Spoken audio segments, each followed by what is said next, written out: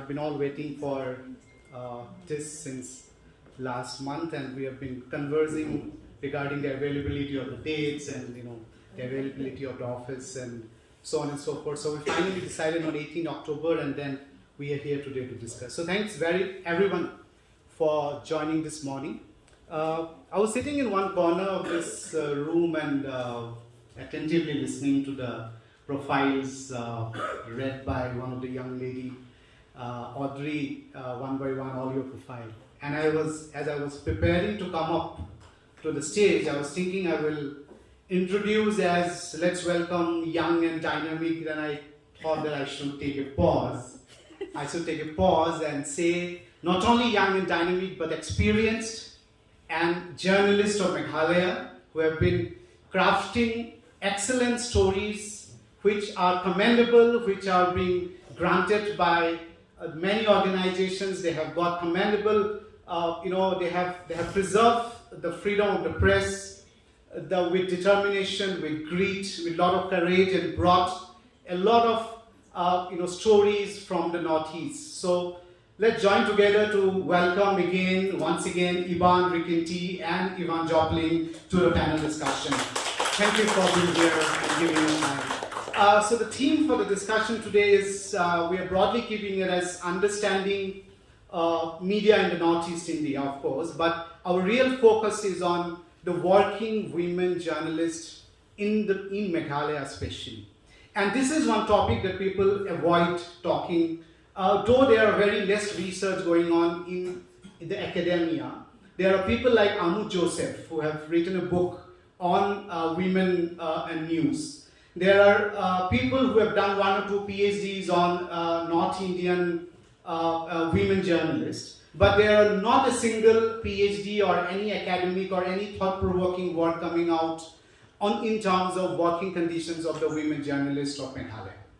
So before we begin, let me also set the stage today by talking a little bit about the socio-political landscape of the media in the Northeast, which is very important for us to understand because the engagement of the national media of the Northeast has been very selective, as we all know, and it has become a cliche now, talking about it being selective. And there are people who have also been talking that it's not only depends on the physical distance of Northeast with the mainland, but the problem is with the mental distance, right? So we are well connected today with airlines, we are well connected today with railways with the Northeast, with mobile connectivity, with 5G connectivity, but yet Northeast has not been reported in the mainland, in the mainstream media because of the distance of the mental distance that has been created from this region. And there's always a problem of constructing this region as one entity, one single entity, which is the Northeast. There are other issues that comes in the forefront. That is, one is the lack of coverage, as I said, the biasness of the coverage. Then the geopolitical importance. Today Kashmir, which is located at the geopolitical importance, is given more importance than the Northeast. But Northeast, being at the crossroads of the Southeast Asia, is still not represented the way it should have been represented.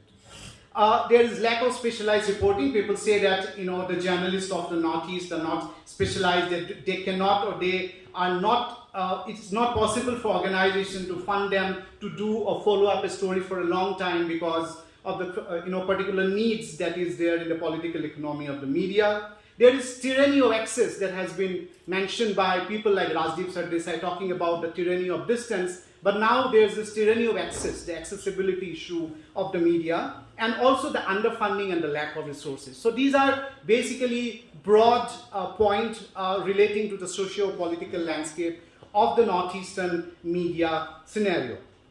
Now, if we closely look at today's focus, which is the women journalists of Meghalaya, I will try to bring to you a situation where you can imagine a journalist in Meghalaya walking down the Police Bazaar Road or in a rural area with her notebook, her camera and a voice recorder, not just to capture the next story, but to navigate to a field which is filled with unique challenges. She faces long hours, safety concerns, and most importantly, the constant struggle for her recognition of her voice in a male-dominated space. which is the media. And if you look at the statistics of the DIPR website, you will see out of the 121 journalists who are accredited in the DIPR with the Director of Public Relations in Meghalaya, only 16.5% are the women journalists who are there in Meghalaya. Only 16.5, and there are only 5% women are available in the Legislative Assembly. I'm not talking about Torvalds norms and other things. But so there is a need of a conversation that we should evolve. We should create a conversation for the civil society to talk about the women journalists. Now, why should we care about these stories? The question comes, right? So, because they are understanding their working condition is not just about highlighting their struggles, their daily struggles, but it's also shedding light on the broader story of the press freedom, about gender equality, about the right to tell their own stories. Today we will definitely try to look beyond the headlines that Rikinti or Ivan Jopling write every day. We'll look beyond the headlines and we will try to look at the everyday struggle of the journalists, the women journalists basically in Meghalaya. So to begin with, let me start a conversation with Rikinti. You can take this microphone and then share with your colleagues later on. So our conversation today will definitely unfold into three sections. Of course, I won't have a rapid fire round like we used to have in some of the programs, but here we will go beyond the rapid fire and do some in-depth analysis of how and what are the issues of accessibility or say the underrepresentation of Northeast in the mainstream media according to you being a journalist from the Northeast since last 2 decades. Since you have worked in two parts of the Northeast, in Guwahati as well as in Meghalaya, how do you look at the issues of accessibility as well as the underrepresentation of the Northeastern media in the mainland? Firstly, thank you, Alankar, and it's good to be back in my alma mater. And yes, before at DNC, we had our campus somewhere else, not here. So it's quite a new environment for me, but Ma'am Caroline, I've known her from my student life.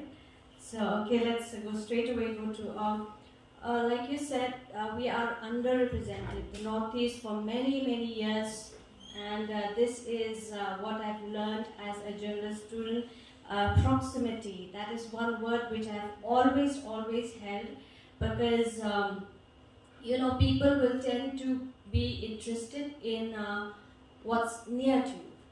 So the distance of, like they usually in mainland India and the Northeast is quite vast, but then with technology now, it has become nearer. So, but the issues, like I say, the issues are very far off, because like development stories doesn't go like nationwide, but controversial stories, it goes, you know, it just split of a second. Just for example, my story on the governor, that went nationwide. Correct. That's controversy. That's interesting for people. So that's why I say Northeast with being underdeveloped. That's why even in news reporting too, people are not interested. My next query or say question would be to Ivan, because you are working closely with the digital media now, right? You're working in a medium where geography is history, because it doesn't matter where you stay now, right? So it has transcended the whole idea of the time and the space, because digital media you can operate from anywhere. And what impact can the digital media have, particularly the regional digital media, on bringing closer? As I said, there are people who are talking about the mental distance of Northeast. So what kind of impact the digital media can bring in a place like Northeast to bring the people together?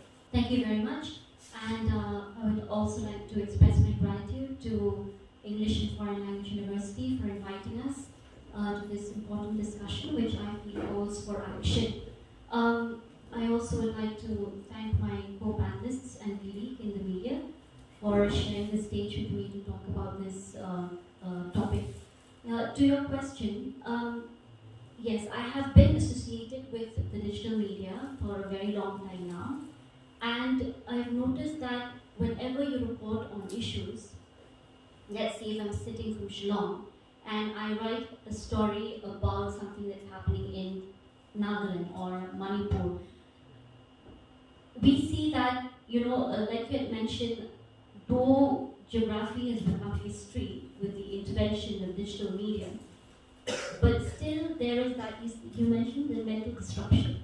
People are not willing to accept those kind of stories in the national media. But those kind of stories, they do well in the region.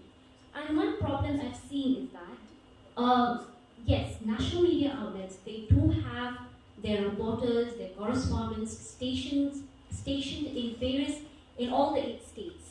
But the problem here is that each of these reputed newspapers or media houses like the Hindu or the Telegraph, they might have only one reporter stationed in those states, but you can't expect one person to cover everything. As it is right now, not only in Meghalaya, but the entire Northeast, we see one person covering everything, from politics to sports to crime to everything. So you had earlier also mentioned that there's no specialization, there are no gates for reporters.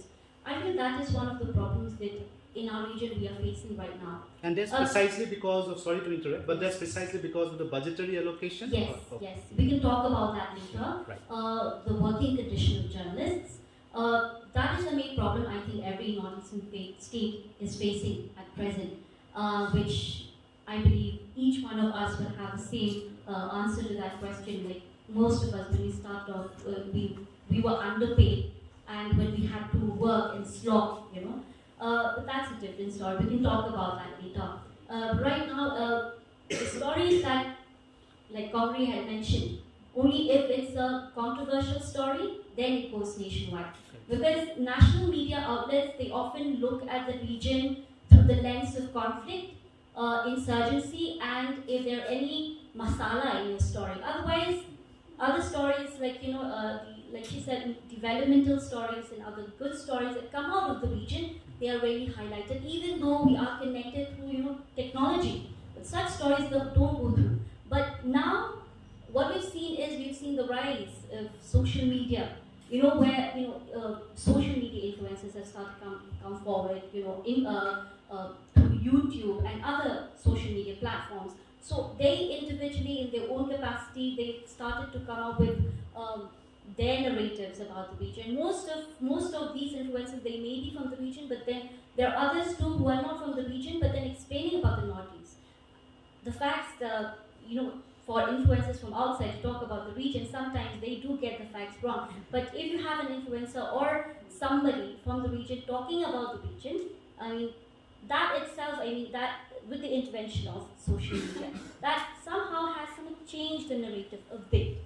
See, 3 years back when I was having a conversation with Rikinti, personal conversation, she was pointing a very interesting point. I just remember when you're talking about the digital media, she was saying that the digital journalists nowadays have become very lazy, or the press people themselves have become very lazy because they get the content from the user-generated content that is coming in the social media. They become armchair journalists. They become armchair. So do you agree to the fact, and how do you verify the facts that are supposed to go into the portals or the press? So when I was working with the Northeast today, because most of the time we have like reporters in the field and correspondents in different states of the Northeast. So what we do is when we get stories like these, which requires fact checking and all that, if it's within the jurisdiction of my state, that's okay, because I know a few of these people who are at the helms of affairs. So you can verify the news from those people. Let's say if there's a crime,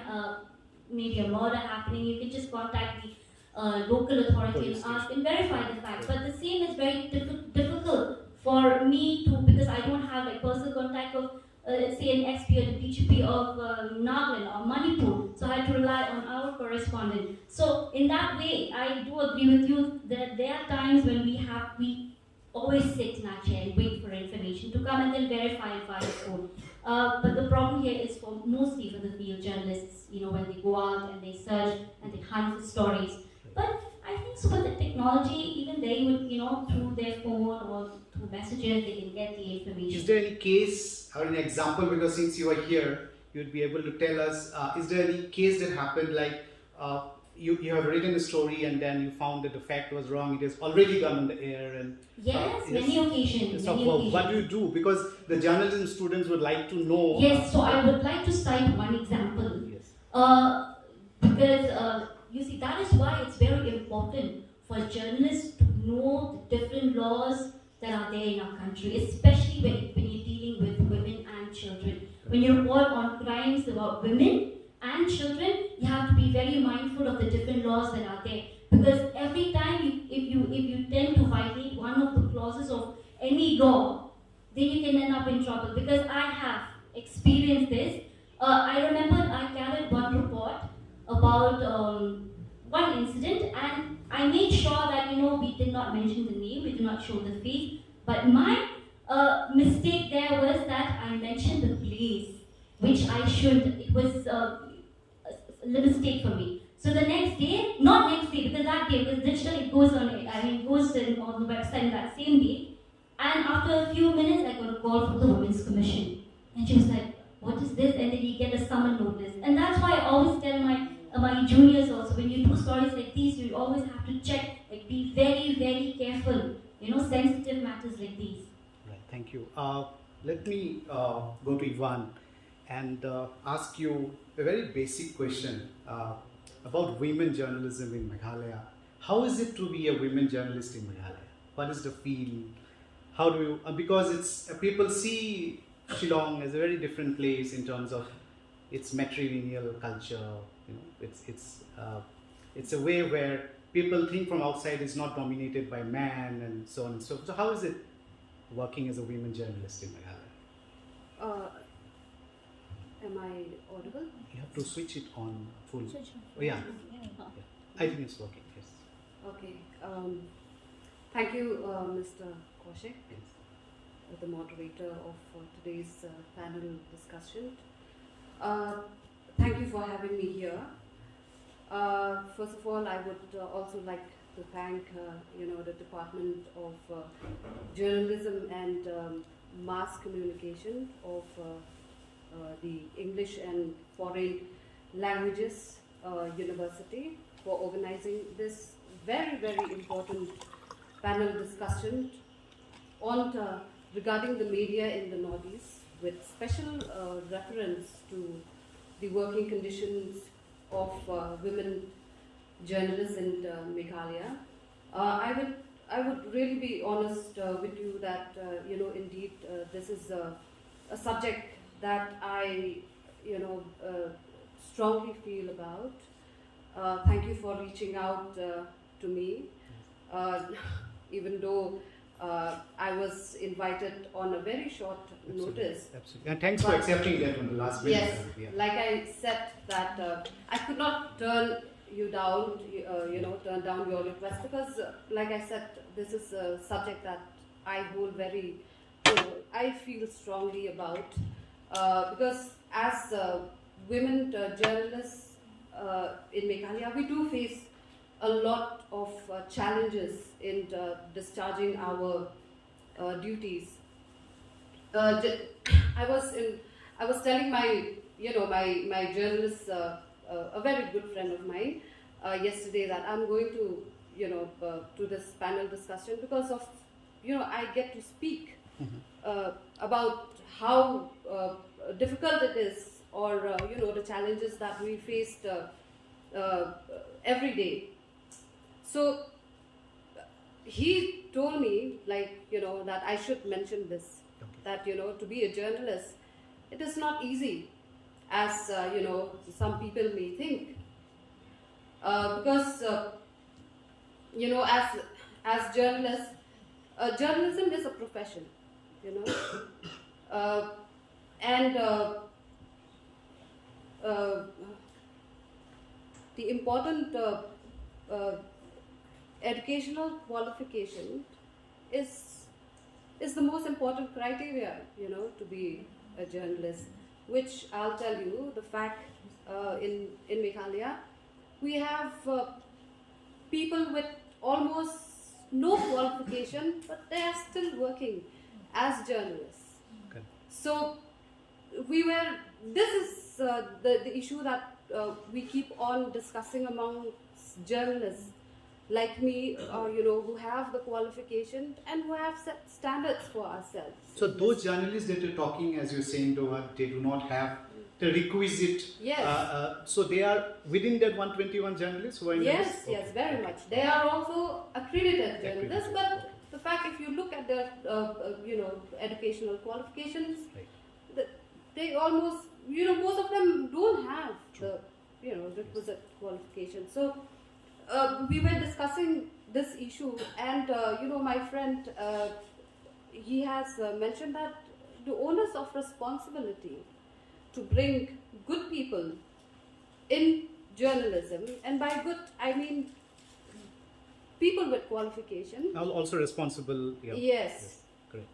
The onus of responsibility lies with the management of these different media houses, which most of them, just to fill in that gap, some of them will take any Tom, Dick and Harry from the street and give him a camera, a pen, a notepad, and you go for coverage. Sometimes we get to see people with totally lack of experience. They are sent for coverages like a cabinet meeting, which is beyond their understanding of things. So here also is a question of cheap labor. The media houses, because somebody agreed, for a 5,000 or 2,000 rupees, and you employ him as a journalist. This is, sometimes it puts the entire, press fraternity at stake, because we have one mistake by one journalist, the entire Fraternity yes. Yeah, correct. So that is why journalism is a profession, and we are known to be the fourth pillar of democracy, and we have a very heavy load on us, because we have to educate people, and we have to be it's a profession, and we have to be professionals. Thank you. Yeah. So my I mean another question related to that is so the being a woman again, what kind of challenges come? I mean, maybe one challenge you can say. I mean, what as a woman going to a remote place to report in Meghalaya, how safe is it for women in Meghalaya? If you ask me about what is the main challenges, the challenge that we face, I will tell you that journalist is hugely an underpaid profession. Correct. And I have met good people with good qualification. They come and they go away, because when you ask them, they will say, the salary is too less. Yes. There's no future in this, profession, because financial stability is very important in life. Absolutely. No matter what profession you are pursuing, at the back of your mind, you want to be financially stable. So this is one of, the challenges that we are facing as journalists. So that is why, because I am also the former senior executive member of the Shillong Press Club. We recently had an election, and now my two friends here, they are in the EC. I'm no longer in the EC. We have been pursuing this one important issue, that is the implementation of the Majithia Wage Board, Correct. the recommendation. Which the only the Assam Tribune only is. I'll tell you, it's a bitter truth, but here in Meghalaya, I don't know, but they are not implementing this Majithia Wage Board.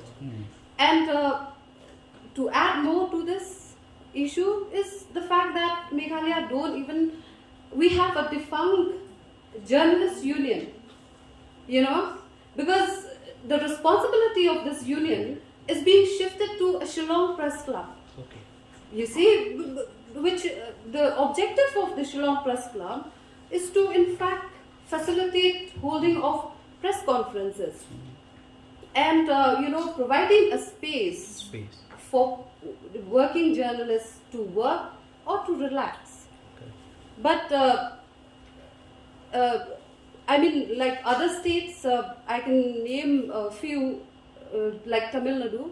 They have set up, a tripartite committee to ensure the prompt implementation of the Majithia Wage Board, which it deals with, giving a journalist a decent dignity, living, in a yes, sense. that A dignity dignified and life, yeah. the living standard of journalists also is expected to be improved.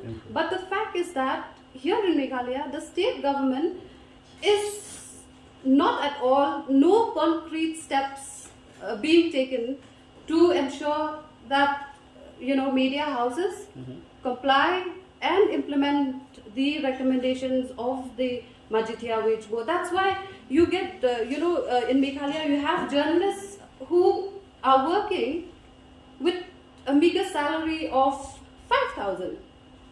And you can imagine the living costs In a city like yes, yeah, correct. especially in cities. Sometimes I used to ask them, how do you manage?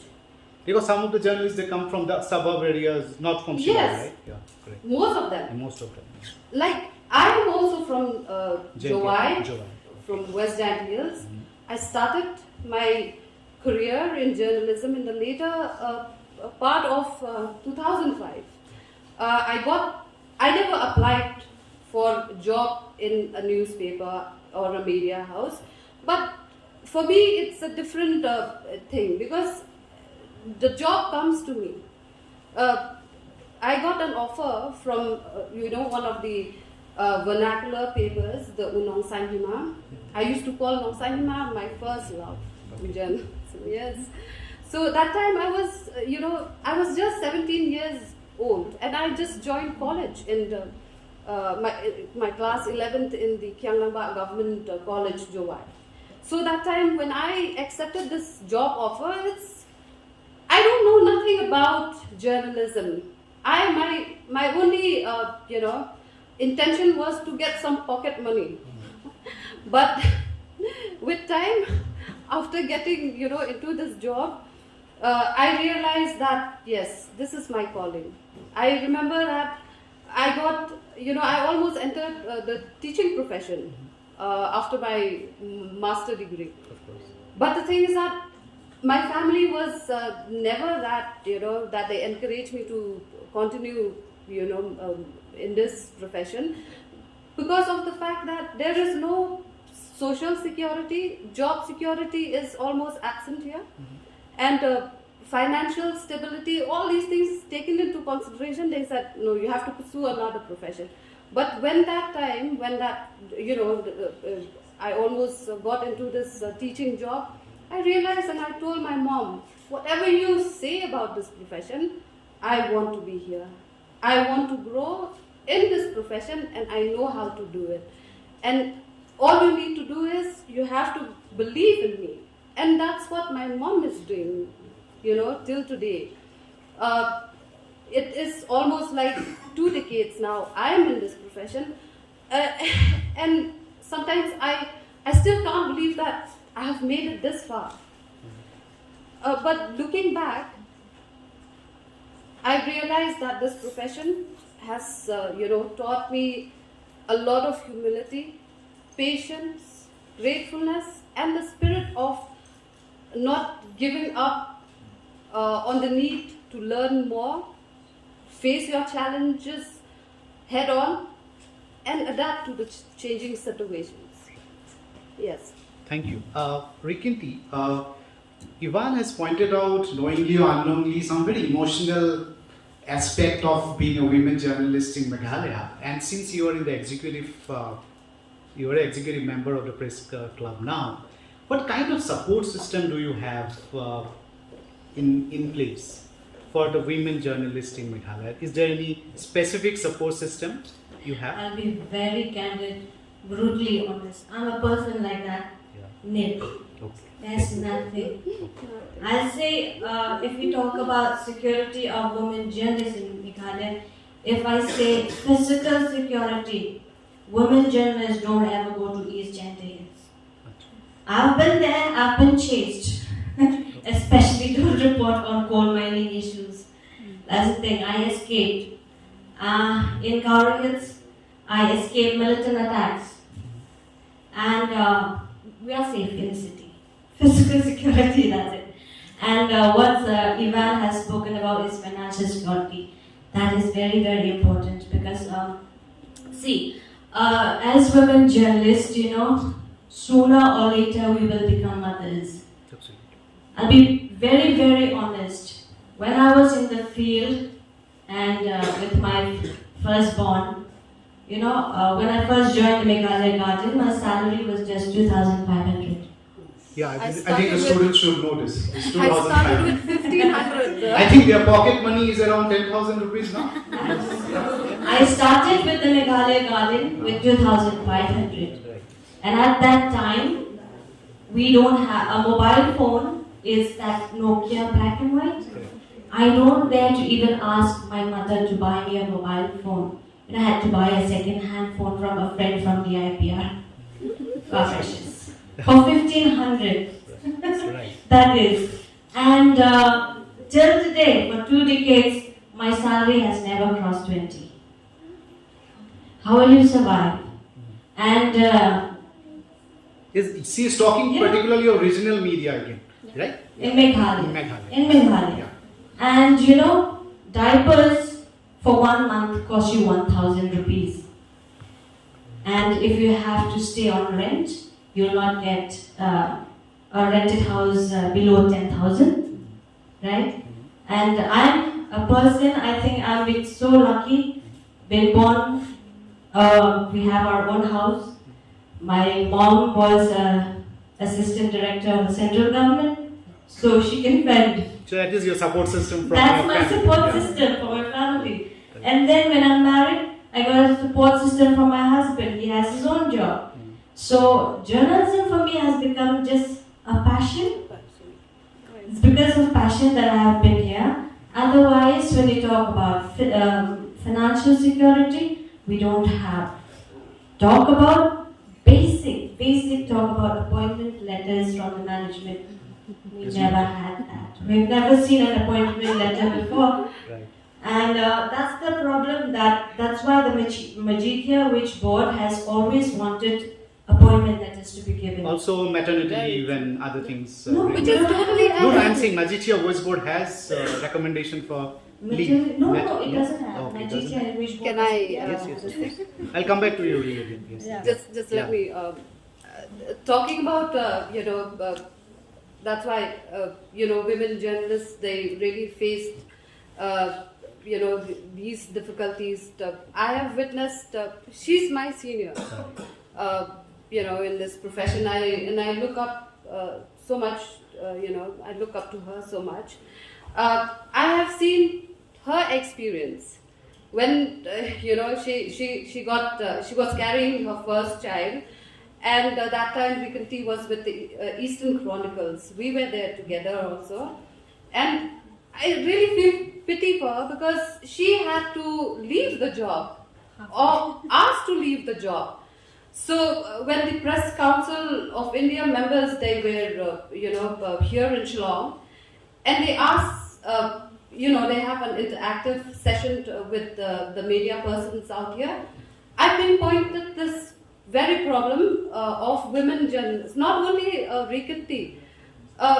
We have other women journalists also who have decided to settle down in life, and when it comes to that pregnancy period, they are rather forced to leave the job because the organization is not willing to support them or give them leave with pay, which the Majidhya Wage Board highly recommends, and we need this. And that is why I've seen in your this thing, the papers the concept note. You have mentioned about policy recommendations and all, and this is from time to time I have been, voicing out this concern that the existing laws, you need to implement them, fully, because maternity leave, women journalists are also entitled. We women journalists, we only know how to highlight the problems, issues of others, but whereas the problem and issues faced by us are being neglected. Yeah. Yeah, Rikinti, I mean, people sitting here would be very interested to know, because as you said in the beginning, people love controversy. Yeah. Let us talk about your challenges that you faced when you actually doing that story of the governor. And you have exposed that there was sexual harassment happening to one lady, which was done by a governor, and that led to his resignation and became a huge news, and you also been recognized for that. So how did you do that? I mean, as a woman, as there were no support system. I suppose you were married that time? Yeah, okay. So you do not have other support system in terms of who supported you, in terms of your press fraternity, or you alone did it with lot of grit? The controversy, like you say that about women journalists, let me pinpoint. When there was this jailbreak, even I was 2008, when there was the jailbreak, there were two senior journalists with me, men, and I was alone.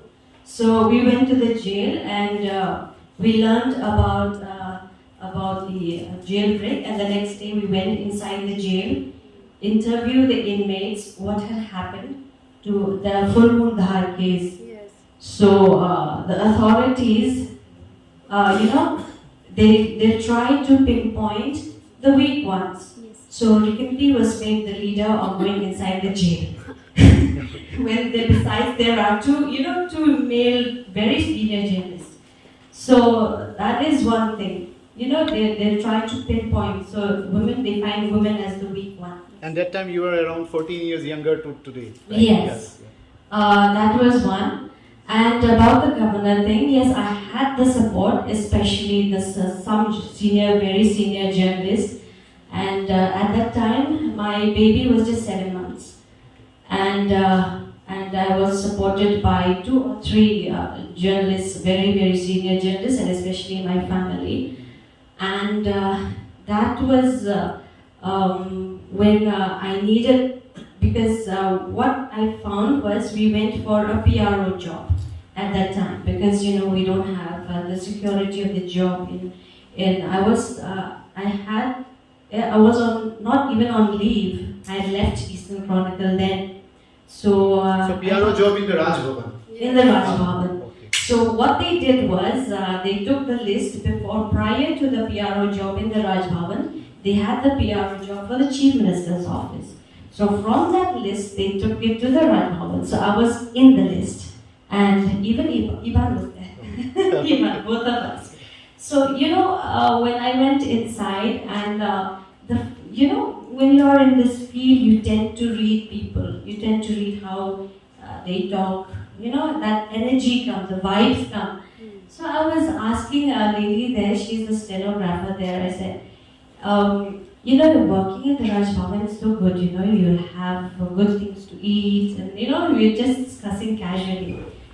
Then she told me, no, we don't even have red tea here. So suddenly it kicks, why a person will speak like that, no? So In the first meeting. So when we came face to face with the governor, I started looking at how he eats, how he talks. you tend to observe people. So I know that I call it fate. Especially maybe as women, we are empathetic to each other. We can, we share of our everyday problems.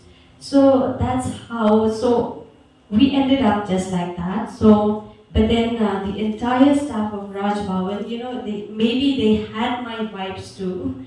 So that's when they supported me from behind. So I got this support of the Raj Bhavan staff, the entire staff.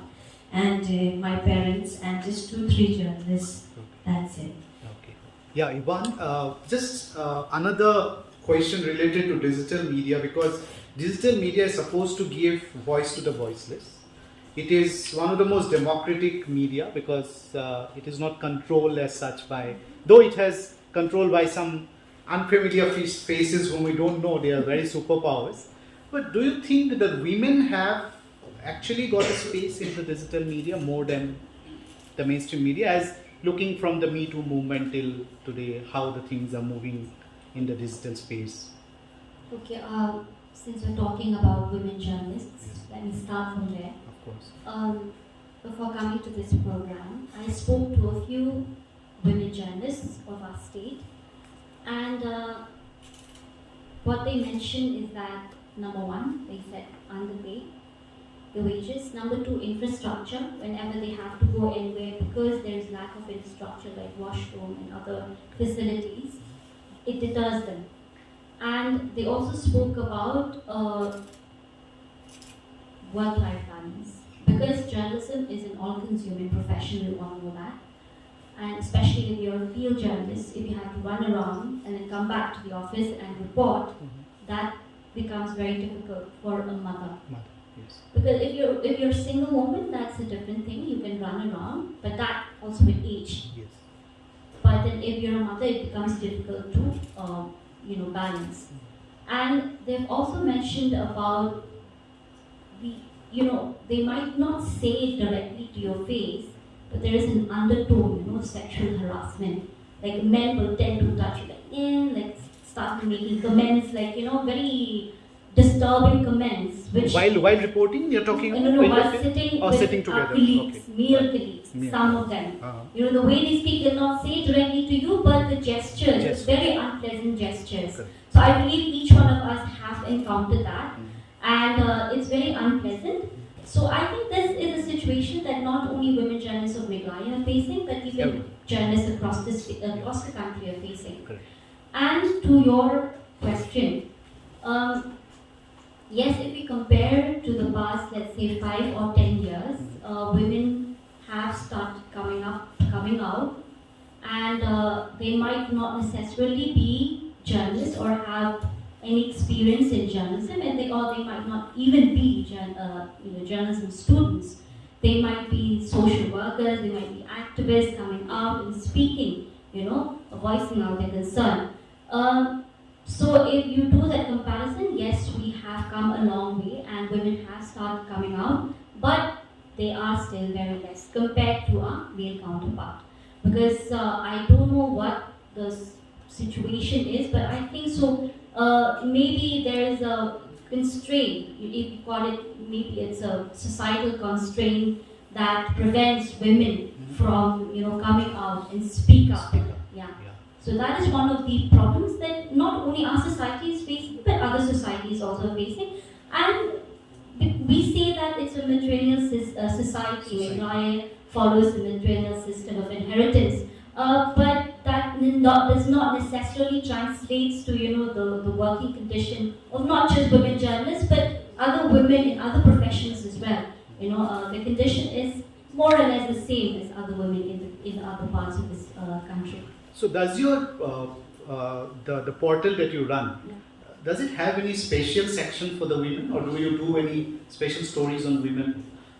We do not see. Because let me finish my entire question. Because most of the time I have seen the women-related news come how to make a bun, what kind of facial you should do, what are the new clothes coming in the festival. So these are the issues that usually are covered in most of the women magazines. Yes, but the real issues are not being put into the. I do agree with you. Yes. If you notice, stories such as stories about women empowerment or success of women in different fields of work. If you look at, let me talk from a management point of view, because I run an organization, and when you check the analytics, because I run a YouTube channel, so if you check the analytics, if you do stories like about just recently we did a story on whether women and children are safe in Meghalaya, because our our social welfare minister, and mentioned that women and children are very safe in our state. Meghalaya is considered one of the safest states for women and children. So we did a kind of an analysis on that, and we spoke to a few people from the department to get the figures of how many women actually report such crimes of, like, let's say, domestic violence or emotional abuse or financial abuse or such. And it was a well-researched story. But unfortunately, if you look at the analytics on YouTube, it's not doing very well. So we noticed that stories like these well-researched and analytical pieces that you put up on your website or on your YouTube, they don't do well.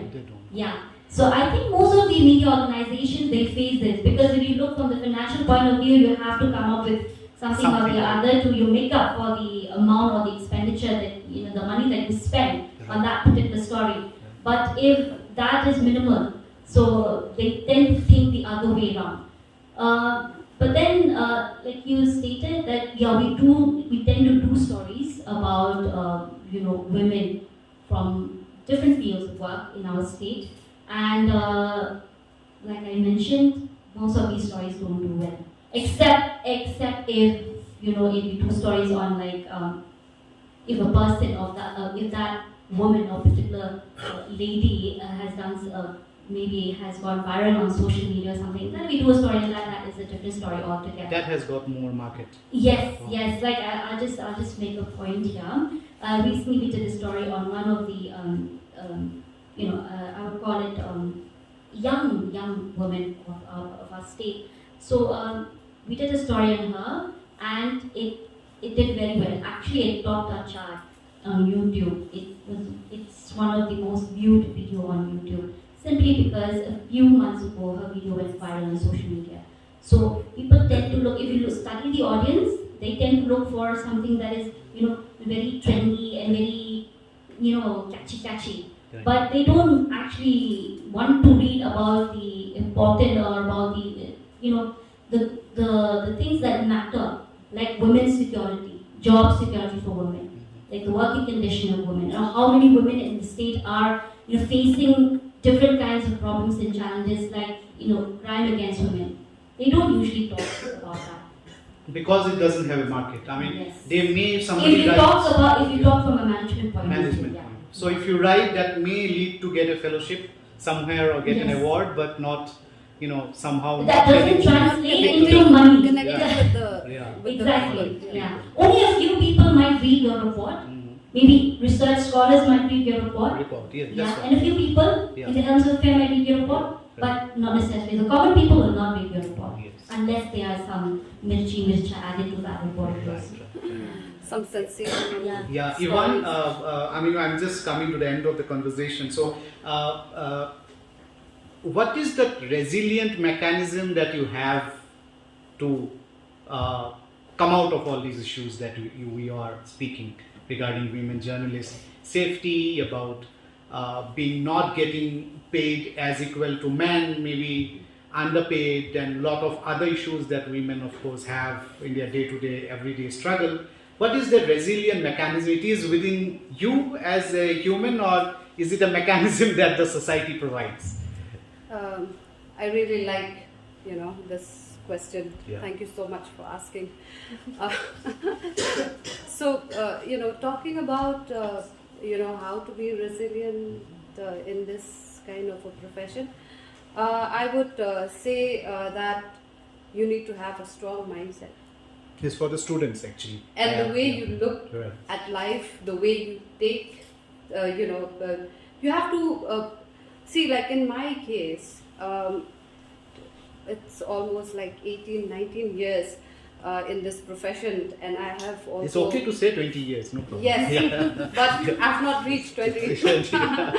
So yeah, the fact is that, like I said, that sometimes I can't believe the fact that I made it this far.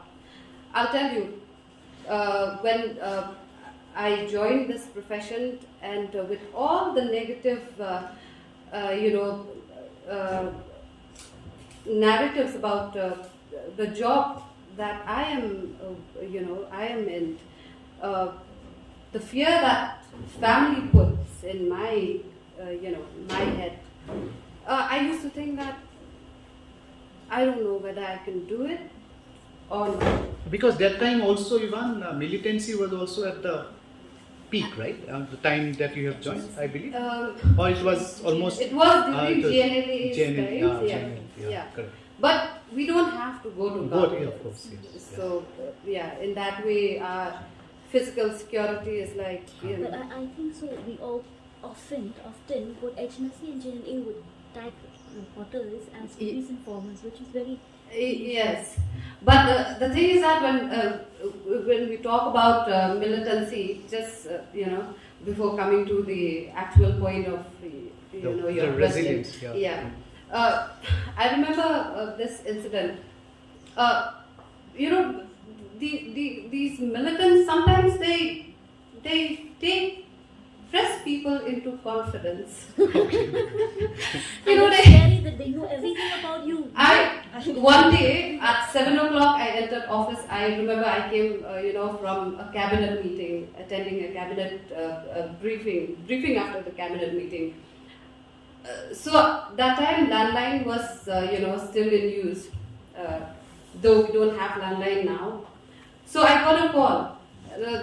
The landline was always there next to my computer. So I got a call and I picked up, the call, and the person introduced himself as Big Dot, the political secretary of the GNLA. And I was telling him, "Are you sure that you're him?" Okay. Because how do I know that? He said, "Ivan, I got your number. You will not believe me, but a police officer has shared your number with me." So even at the GNLA at its peak, somehow these militants, they are in touch with police officers also. Maybe they were trying to bring them, to the mainstream. So that's how. So this one police officer, I remember by the name S.I. Matthew, he met me in Gent Hills.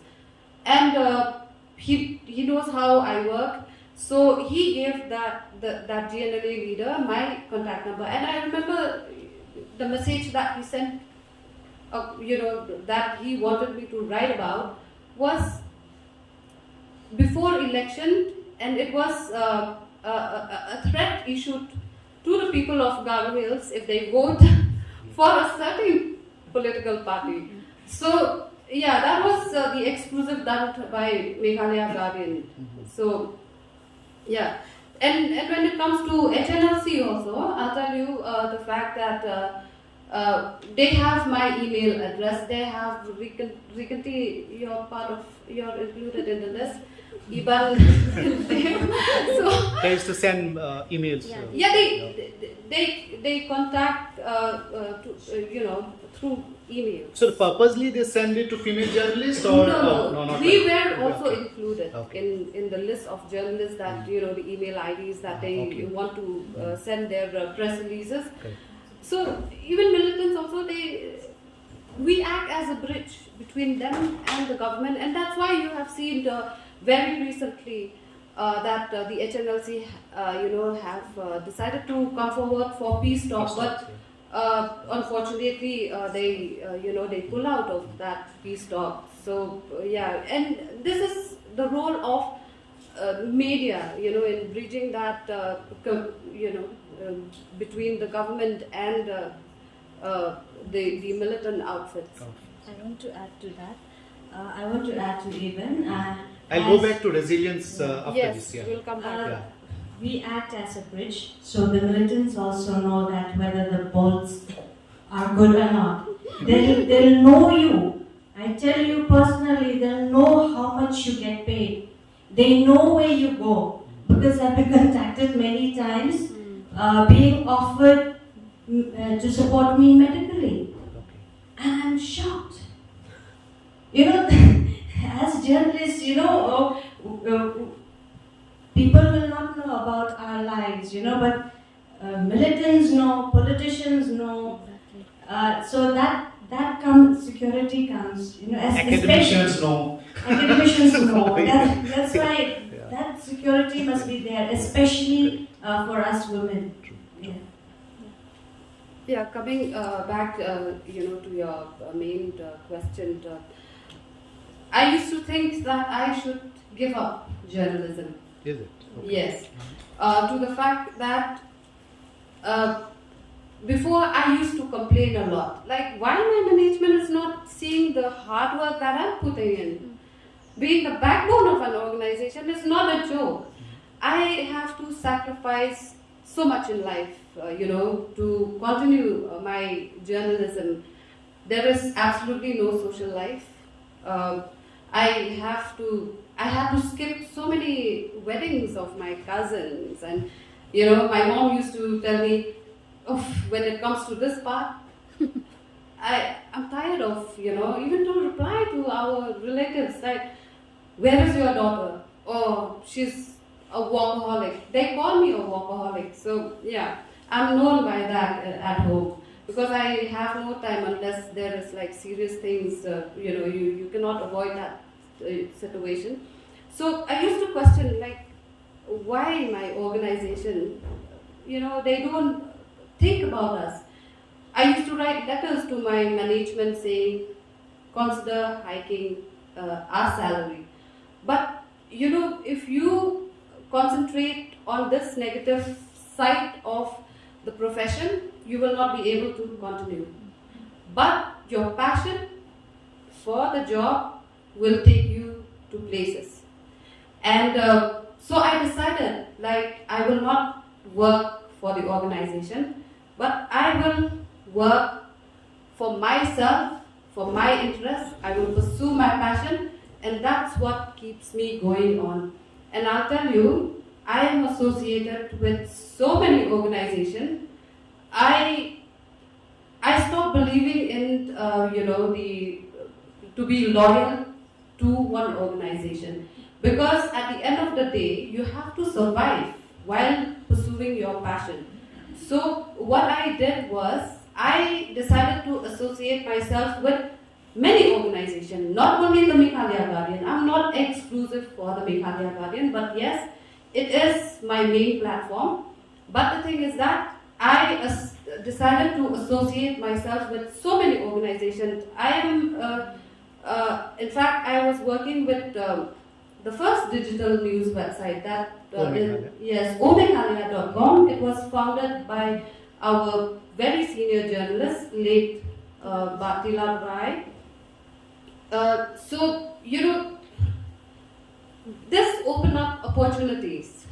And digital space also. Yes, a lot of space. very much. Now I'm with so many websites, like the Hub News. It's also, Then Silla is there. Salah.com is from Giant Hills. Yes. My role now as a journalist is I support fellow journalists.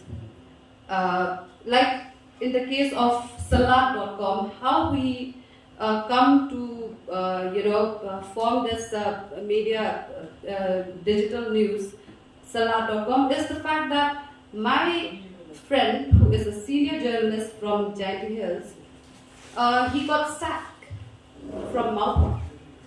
So he called me the day that he was terminated from the organization, and he told me, like, I don't know what to do. And I told him, what's on your mind? What's in your mind? What do you want to do? He said, I have this idea of starting a digital news. I said, do it. I'm going to support you. Because when you are running a digital news website, the flow of content is very important, right? She's also into this. Yes. So I told him, like, go ahead, and you have my support. We started during COVID time, and mind you, many journalists were sacked overnight during this COVID pandemic. It's very sad to see. I'll tell you this: this instant during COVID pandemic. Our very senior journalists, including a woman journalist was sacked overnight by an organization just because of the fact that they decided to go against the management's order to not work from home, but you have to come to office and work despite the fear of COVID, despite the fact that we don't even know how to tackle with COVID that time. So just because of this, without prior notices, they were, sacked. So luckily for them, another organization was willing to take them in. That's how they survived during the COVID period. So in Meghalaya, again it is a bitter truth. The Working Journalists Act of 1955 is not implemented in our state, where this act states clearly that in relation to retrenchment of a working journalist, you have to serve at least 6 months notice period in the case of an editor, and 3 months notice should be served to any other working journalist. Media persons. Yes. Correct. But in Meghalaya, an organization can remove a Overnight. journalist at the whims and fancies of the management. Right. I think the problem is because Please. The problem is most of the organizations, they don't have an HR. So like Kongri had mentioned earlier, we haven't even seen appointment letters. So there's no institutional hierarchy. When you're employed, when you come for an aside from me, when I joined the Shillong Times, I got my appointment letter. When I joined TNT, I got my appointment letter. But especially the vernacular paper, They do not have. there's no such thing as an appointment letter. You come for an interview today, tomorrow you're hired.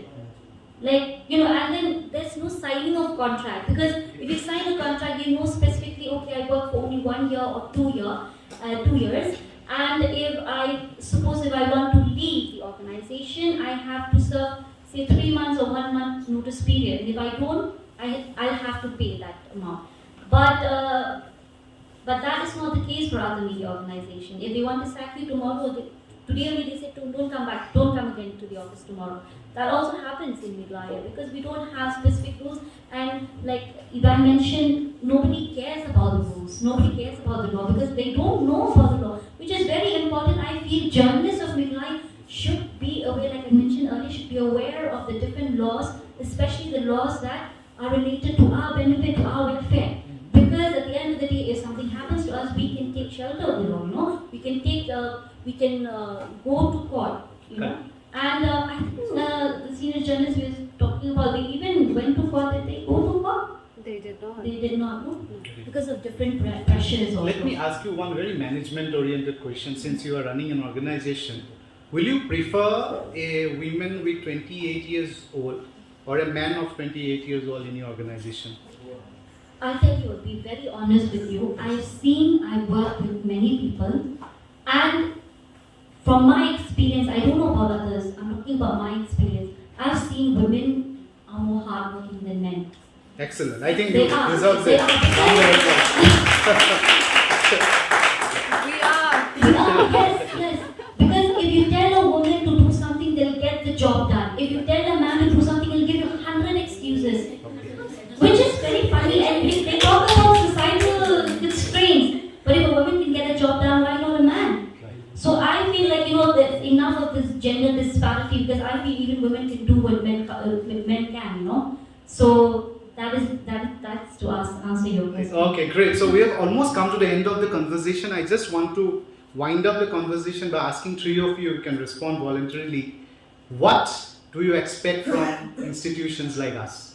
Like Meghalaya is offering mass communication courses, as you know, St. Anthony's, maybe Martin Luther also have one, then NEHU has, then EFLU has, and many other short-term courses, and there are a lot of other private institutes are offering these kind of courses and skill-oriented courses. So what kind of collaboration is required? Because most of the time, as I told you while we are having a casual chat, that most of the industry people tell us that they are not able to get the students with the required skills which are required in the market, right, or in the industry.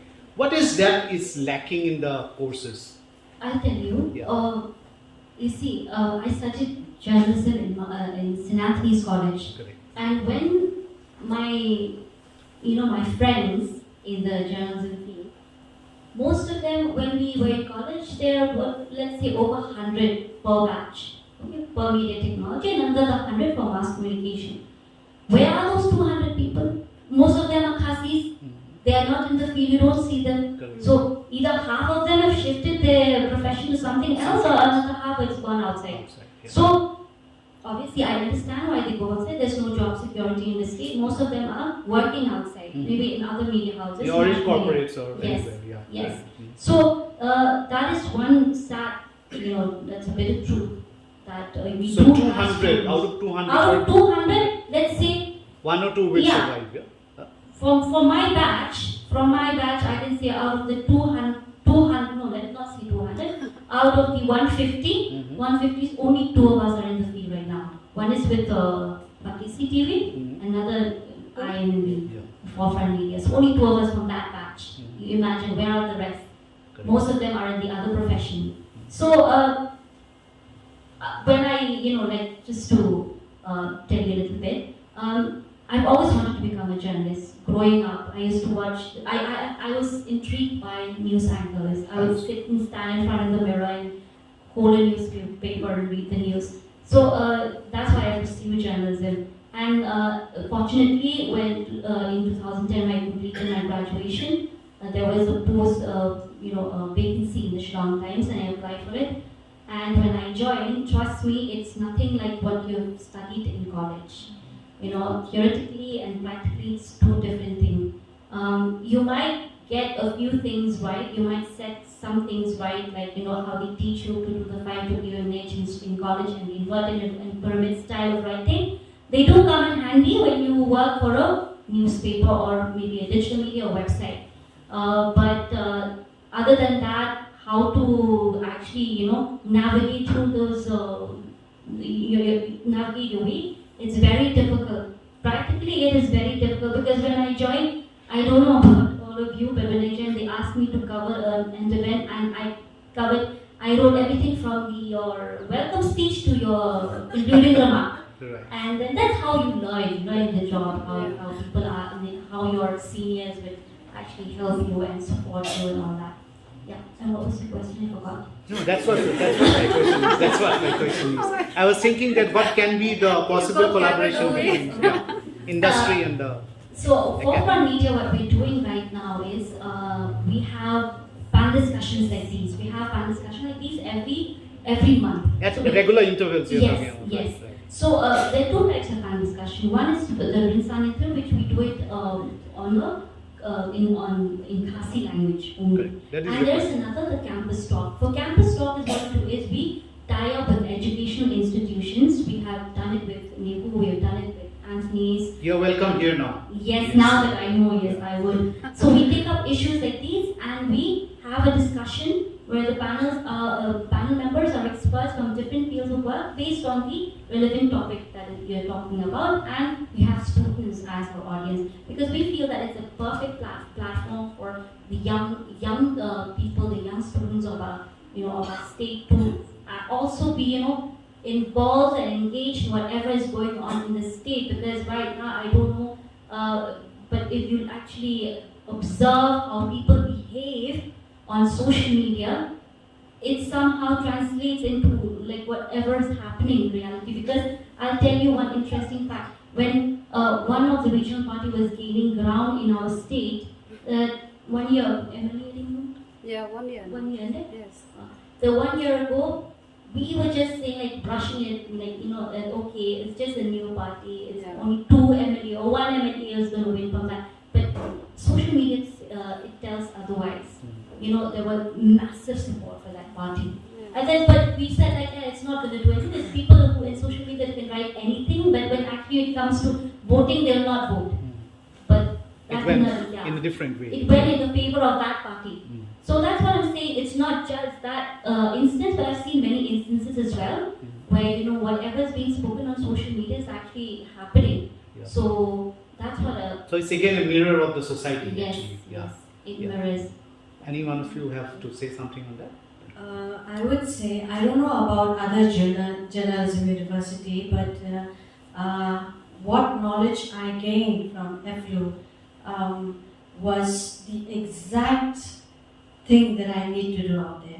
The only thing is... I think we need to cut this piece and put that in our the only thing is website. about photography. Yeah. So that time we had to go into the dark room and make our photos black and white.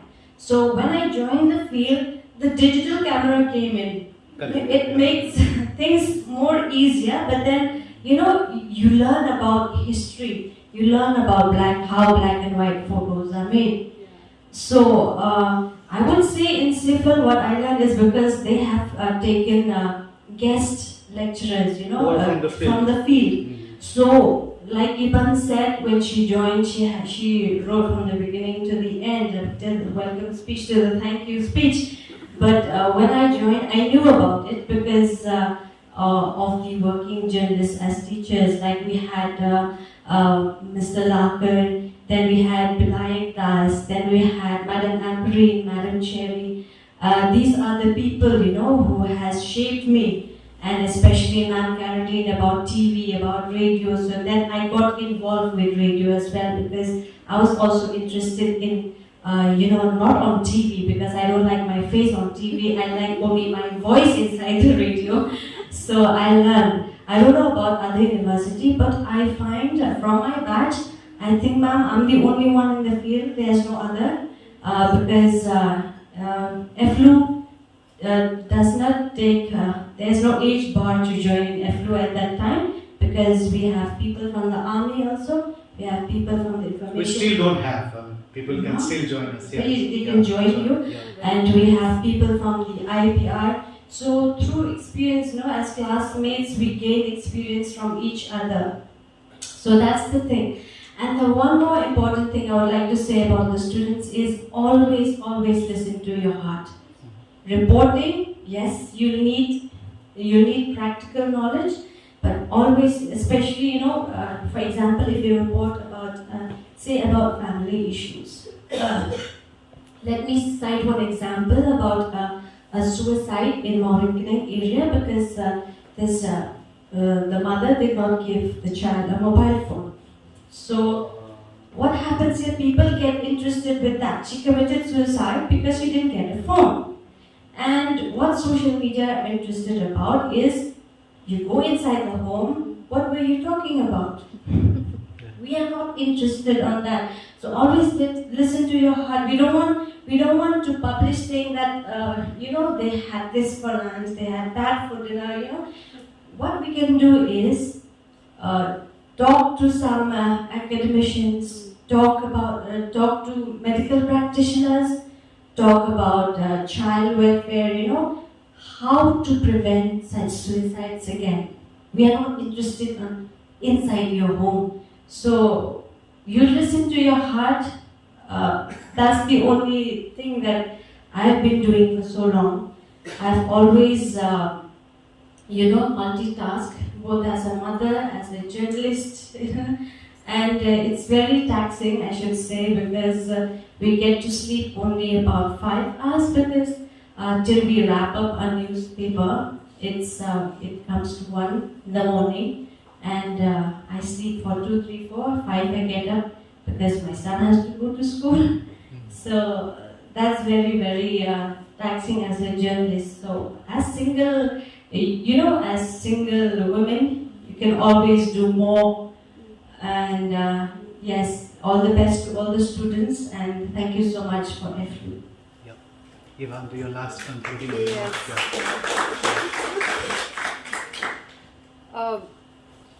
One thing, as my colleagues were like, giving their point of views, I was, this struck my mind. that one suggestion that I would like to give to the university, since you have this Department of Journalism and Mass Communication, I think you should prepare the students for real life situation, which is, I feel, missing, because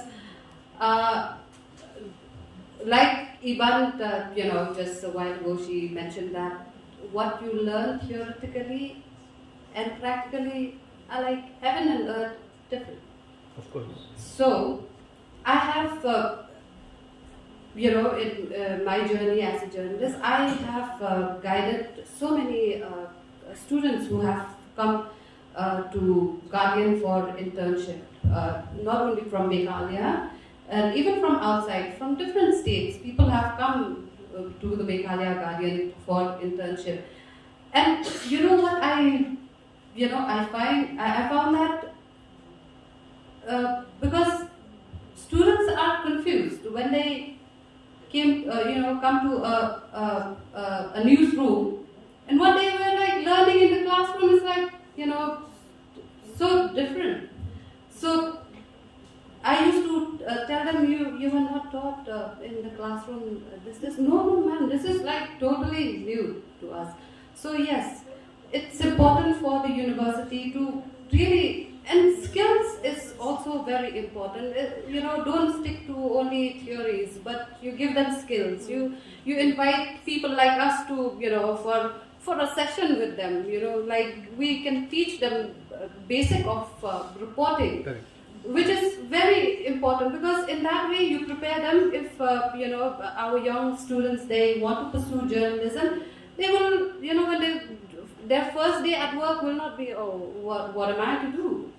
How do I start writing a story? All these things I feel should start from a university like this. Right. Thank So you you're so saying there should be a connection between the classroom and the newsroom. Yes. Right? So, Yes. yeah. That is very important, I feel. Right. Yeah. Thank you very much, Rikinti, Iban, and both the names are a little similar, Ivan and Rikinti.